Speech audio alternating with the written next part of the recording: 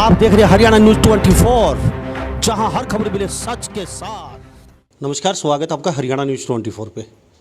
मैं हूं मुन्ना लांबा, मेरे सहयोगी प्रिंस लांबा के साथ। आज हम मौजूद हैं गुरुग्राम और हमारे साथ उपस्थित हैं करण चौटाला। राजनीति में सक्रिय हैं, युवा हैं, किस तरीके से देखते हैं युवाओं को ये भी जानेंगे और कई विषयों पर चर्चा होगी बेबाक तरीके से। खबर को शेयर जरूर कर दीजिए। लाइव तस्वीरों में देख रहे हैं हमारे साथ करण चौटाला मौजूद है। ज़्यादा हम भूमिका नहीं बनाएंगे क्योंकि करण चौटाला, अभय चौटाला, इन सबको लोग सभी जानते हैं। हरियाणा में बच्चा बच्चा जानता है कि ये हैं कौन। किसी प्रतिभा, किसी उसके मोहताज नहीं है किसी के आके हमें जान पहचान करवाए, उसके बाद हमारा पता चलेगा हम हैं कौन। तो हमारे साथ करण चौटाला मौजूद हैं, राजनीति में सक्रिय हैं और युवा हैं। इनसे बेबाक तरीके से जानेंगे। कुछ प्लेयरों के पिछले एक महीने से हम इंटरव्यू भी कर रहे हैं। निहायत ही गरीब हैं, दबे कुचले हैं और कहीं ना कहीं वो सरकारों से दुखी हैं, चाहे वो कांग्रेस सरकार हो, चाहे वो बीजेपी सरकार हो। ना उनको मुकाम मिला, ना उनको सम्मान मिला, ना उनका पैसा मिला। ये किस कदर उनकी देखते हैं क्योंकि ये भी एक राजनीतिक घराने से आते हैं। क्या सरकार होना ज़रूरी है? क्या खिलाड़ियों की वैसे मदद की नहीं की जा सकती अपनी पर्सनल जेब से? वो भी जानेंगे। इनको पता है या नहीं उन प्लेयरों के बारे में? नहीं हो तो हम बताएंगे कि वो प्लेयर है कौन। कुछ ऐसे बहुत और हरियाणा में ऐसे प्लेयर हैं, कैथल में और कुरुक्षेत्र में और बाकी कई हमारे पास लिस्ट है जो आए दिन फ़ोन आते हैं। उनके भी बहुत जल्दी पहुंचने वाले, उनके घर पे भी हम उनकी भी व्यथा बताएंगे ज़रूर। तो करण चौटाला मेरे साथ मौजूद हैं। करण जी, हरियाणा न्यूज़ 24 पर बहुत बहुत स्वागत आपका। नमस्कार जी। करण जी, युवा हैं, पहले तो हम जानेंगे स्वास्थ्य कैसा है, कैसा चल रहा है अभी? जी बहुत बढ़िया। और जिस प्रकार से जब से चौटाला साहब आए हैं, जिस दिन वो आए, आपको पता है हमारे लिए तो ईद, क्रिसमस, होली, दिवाली, सारे त्यौहार वही दिन थे। तो हमारे लिए तो बहुत खुशी का माहौल है। और लांबा साहब, जिस प्रकार आपने खिलाड़ियों की बात करी, केवल मात्र एक राजनीतिक परिवार से नहीं, एक खिलाड़ियों के परिवार से भी आते हैं हम। चौधरी देवीलाल जी खुद कुश्ती करा करते थे, बहुत शौकीन थे। और चौधरी ओम प्रकाश चौटाला जी जब मुख्यमंत्री बने तो सबसे ज़्यादा खिलाड़ियों का मान सम्मान अगर किसी ने करा तो उस समय हरियाणा प्रदेश की सरकार ने जो इनाम राशि घोषित करी थी वो राष्ट्रीय सरकार ने अपनाने का काम करा था। वो जो उनकी प्लानिंग और योजनाएं थी वो राष्ट्रीय सरकार ने अपनाई थी। ये पहली बार हिंदुस्तान के इतिहास में ऐसा कुछ हुआ था कि स्टेट में कोई लॉ बने हैं, कोई चीज़ें बनी हैं, वो फिर नेशनल गवर्नमेंट अपना रही है। और उसके बाद अभय सिंह जी के बारे में आप अच्छी तरह जानते हैं, खेल से जुड़े रहे हैं। और कभी भी कोई किसी खिलाड़ी के ऊपर दिक्कत आई है तो उन्होंने भी बढ़ चढ़ करके उसकी मदद करी। और मैं खुद भी एक नेशनल शूटर रहा हूँ, 5 साल तक मैंने भी national shooting as a school में पढ़ते हुए करी है।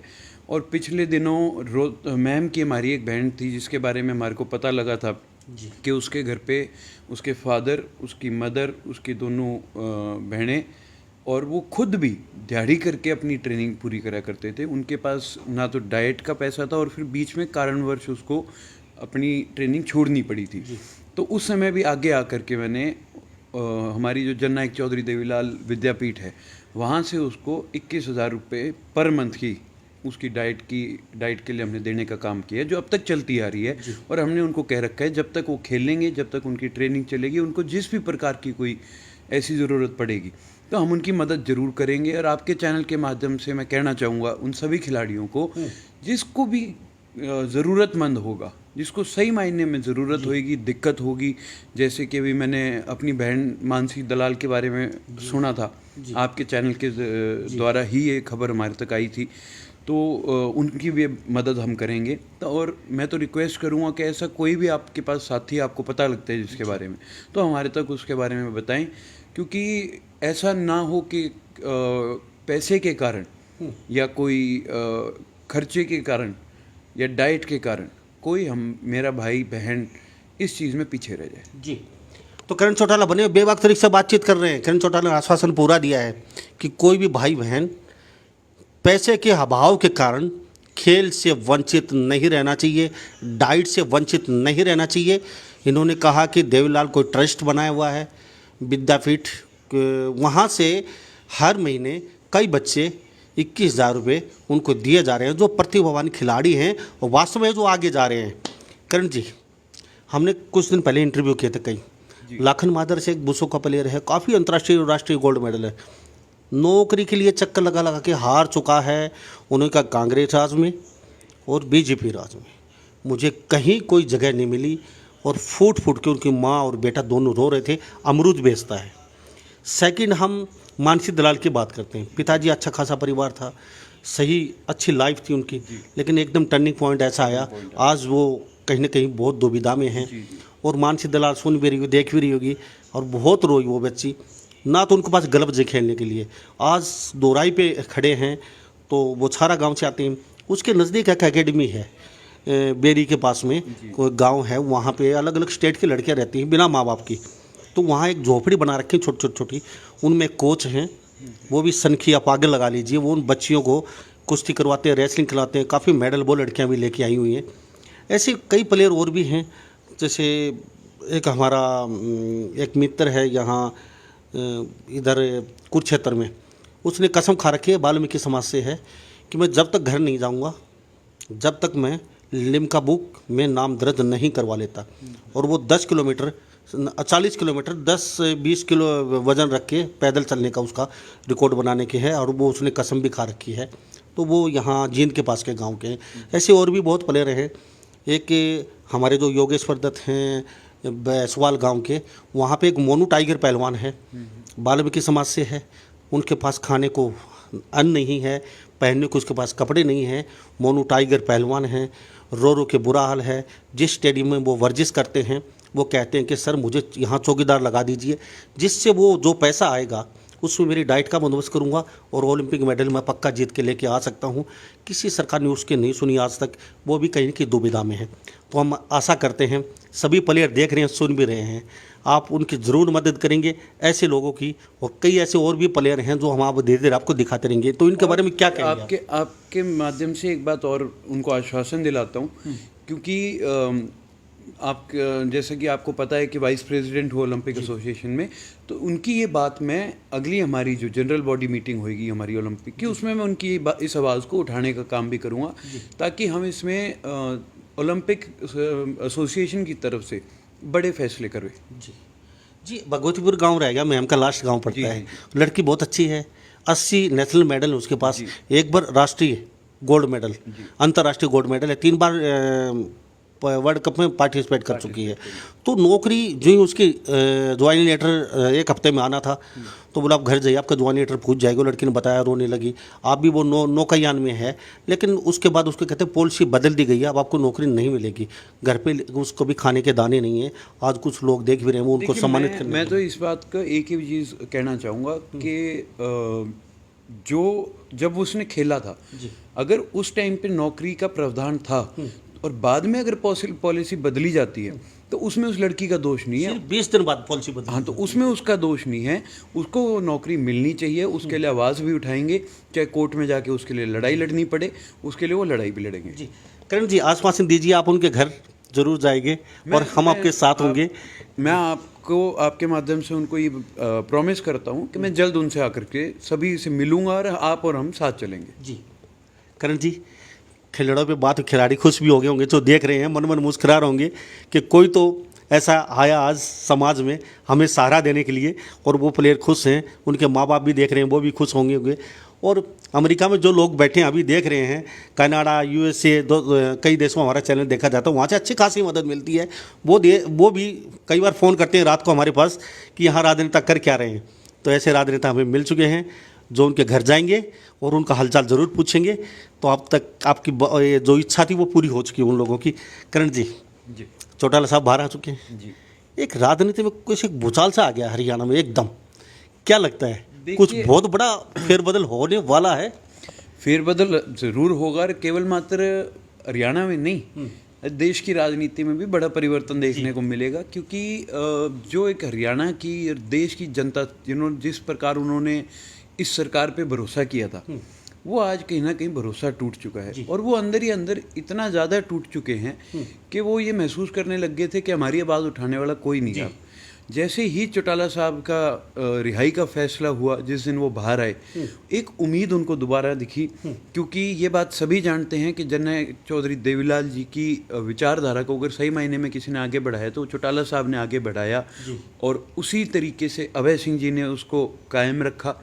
और आज चौटाला साहब के बाहर आने से उनको इस बात का विश्वास और भरोसा है कि हमारी आवाज़ उठाने वाला, हमारी बात आगे रखने वाला आदमी, और जो भी हमारे को प्रोमिसेस वो करेगा, वो अपनी बात को पूरा भी करेंगे, क्योंकि अपने जवान के बिल्कुल धनी हैं, जवान के पक्के हैं, तो उनको वो उम्मीद दोबारा दिखी है। इस करके जो लोग कहीं हमसे बीच में दूर हुए थे या ये सोच रहे थे कि राजनीतिक तौर पर इंडियन नेशनल लोकदल कमज़ोर हो चुकी है, उनका भ्रम निकालने के लिए अब हरियाणा की जनता और हरियाणा प्रदेश के जो लोग हैं वो दोबारा मजबूती से हमारे साथ जुड़ रहे हैं। बहुत ज्वाइनिंग्स हुई हैं और होंगी। बहुत से साथी जो कोई ये सोच रहे हैं कि भाई हम वहाँ पे जाएंगे तो हमारे क्या बोलेंगे, आप बेफिक्र रहें, आपका अपना घर है। राजनीतिक विचारधाराएं बदलती हैं। हम जो बेशर्त आना चाहेगा और हरियाणा प्रदेश के हित के लिए आना चाहेगा, उसके लिए हमारे दरवाजे खुले हैं, हम तो उनका स्वागत करेंगे। जी, यानी कि जो रूस से रूट के चले गए थे, अगर वो आपके पार्टी में आना चाहे तो मोस्ट वेलकम, स्वागत। बिल्कुल, मैं तो उनको ही कहूँगा, ये भ्रम ना रखें कि यहाँ पे वापस आएंगे तो आपको ये ना सोचें कि क्या कहेंगे, हम लेंगे नहीं लेंगे। वो सम्मान मिलेगा या नहीं मिलेगा। चौटाला साहब इस बात में बिल्कुल स्पष्ट हैं कि वही मान सम्मान उनको दिया जाएगा, उनके लिए दरवाजे खुले हैं। बस एक ही है कि कोई शर्त रख कर आगे ना आए कि भाई हमारी ये शर्तें हैं। जी करण जी, काफ़ी अटकलें हैं और विपक्ष तो खरा आवाज़ उठाता रहता है। कई बार एक बात अक्सर सुनने को मिलती है, आपका व्यवहार बहुत सॉफ्ट है, आपके भाई का व्यवहार बहुत सॉफ्ट है, चौटाला साहब का व्यवहार बहुत, लेकिन कह रहे कि अब भी अभी चौटाला के पास उनके बड़े बड़े जो लीडर, बड़े बड़े कार्यकर्ता उनके पास जाने से डरते हैं। क्या वास्तव में सही है? देखिए, ये कहीं ना कहीं, अब मैं एक छोटा सा एग्जांपल दूंगा। जैसे विज साहब हैं जी, विज साहब का एक गब्बर नाम दे करके उनका एक माहौल बना दिया उनके खिलाफ कि भाई वो तो गब्बर है, एक क्रिएट कर दिया गया। अभय सिंह जी के बारे में भी यही एक विचारधारा क्रिएट करी गई थी।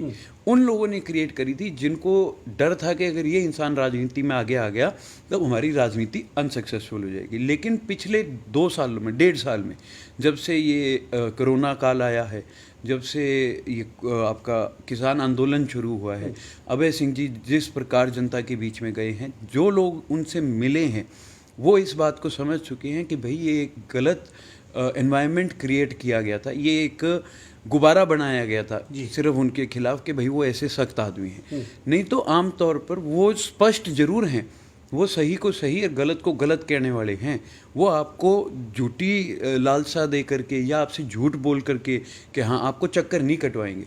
अगर आपकी कोई बात जायज़ है तो आपके लिए आवाज़ उठाएंगे, और जो इंसान गलत है उसको अपने साथ नहीं जोड़ते। जी, चलो अच्छी बात है, मान लेते हैं आपकी बात, लेकिन हवा काफ़ी बनाया हुआ है।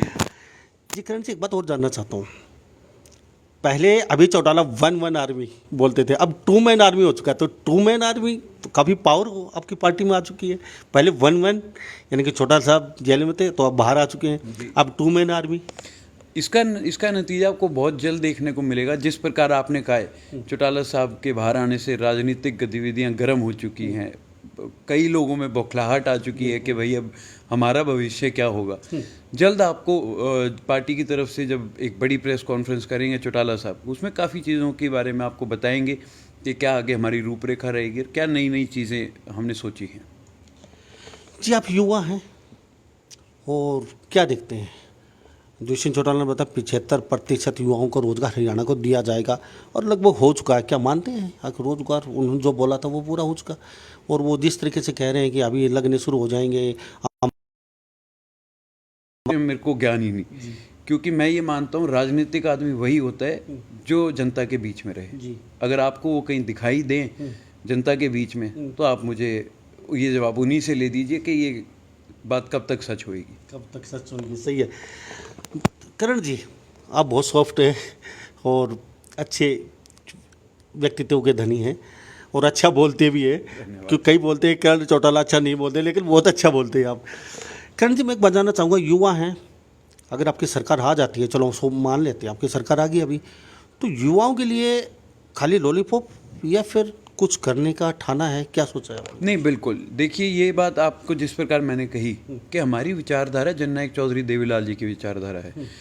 एक समय था जब बंसीलाल जी ने ये बात कही थी कि भाई मैं तो पढ़ा लिखा वकील हूँ और ये 100 रुपये पेंशन वाली बात तो ये सिर्फ बौखलाने के लिए, वोट बटोरने के लिए कह रहे हैं। हम उन लोगों में से नहीं हैं।